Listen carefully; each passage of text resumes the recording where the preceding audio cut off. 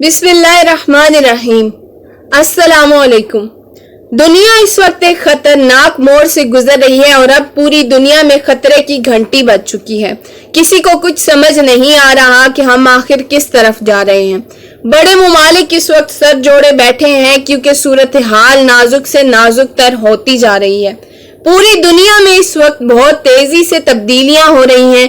تازہ ترین صورتحال کے مطابق اسرائیلی وزیر اعظم نیتن یاہو کو ایک بہت بڑی سازش کے تحت وزارت عظمیٰ سے فارغ کر دیا گیا ہے۔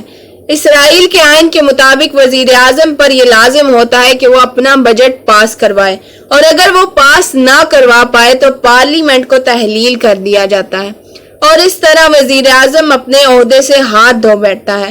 لہٰذا کچھ اس طرح کی صورتحال کا سامنا نیتن یاہو کو بھی کرنا پڑا جب اس نے مہنگائی کے خلاف بجٹ پاس کروانا تھا، لیکن ایک سازش کے تحت وہ بجٹ پاس کروانے میں ناکام رہا کیونکہ اس کے ممبرز کو بھاری رقم لگا کر خریدا جا چکا تھا۔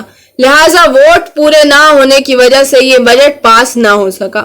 یہ وہی وزیر اعظم ہے جو خفیہ طور پر سعودی عرب کا دورہ کر چکا ہے، لیکن بعض ذرائع کی جانب سے اس خبر کی مکمل نفی کی جا رہی ہے، لیکن اب وہ وزیر اعظم نہیں رہا اور کہا جا رہا ہے کہ شاید ہی اب وہ کسی بڑے عہدے پر آ سکے۔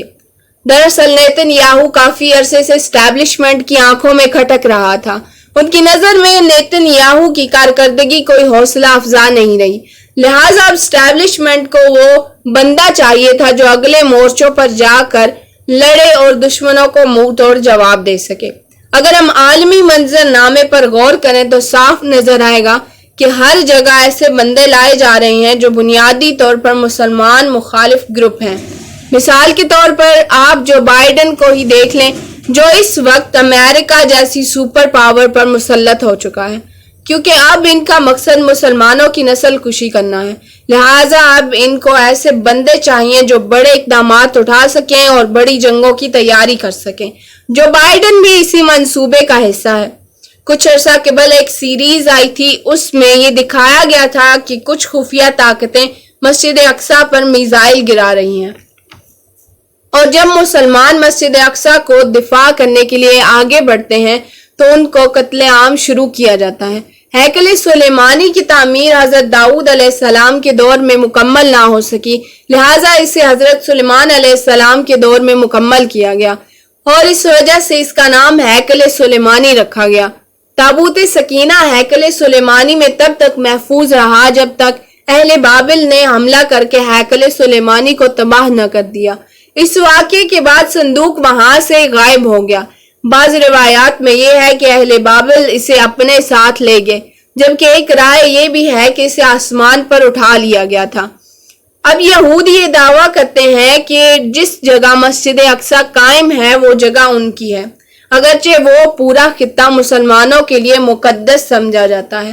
یہودیوں کا یہ ماننا ہے کہ ہیکل سلیمانی کو دوبارہ تعمیر کرنے کے لیے مسجد کی قربانی دینا ضروری ہے، تاہم مقدس تبرکات کی تلاش کے نام پر مسجد اقصیٰ کی بنیادوں کو کھوکھلا کر دیا گیا ہے۔ اب وہاں موجود مسجد اقصیٰ کو گرا کر دوبارہ ہیکل سلیمانی کی تعمیر کی جائے گی، جو مسلم ممالک کے لیے بہت بڑا مسئلہ ہے، لیکن بدقسمتی سے تمام مسلم ممالک غفلت کی نیند سو رہے ہیں، جبکہ اسلام دشمن طاقتیں اپنے ناپاک عزائم میں کامیاب ہوتی ہوئی دکھائی دے رہی ہیں۔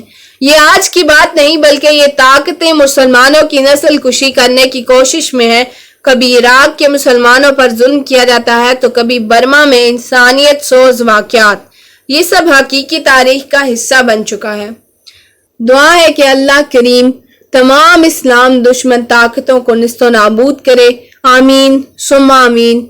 ویڈیو پسند آئے تو لائک شیئر کمنٹ ضرور کیجیے گا اور ویڈیو کے حوالے سے اپنی رائے کمنٹ سیکشن میں ضرور پیش کیجیے گا۔ چینل کو سبسکرائب کر لیجیے اور بیل آئیکن کو پریس کر لیجیے تاکہ ہر آنے والی نئی ویڈیو آپ تک بر وقت پہنچے۔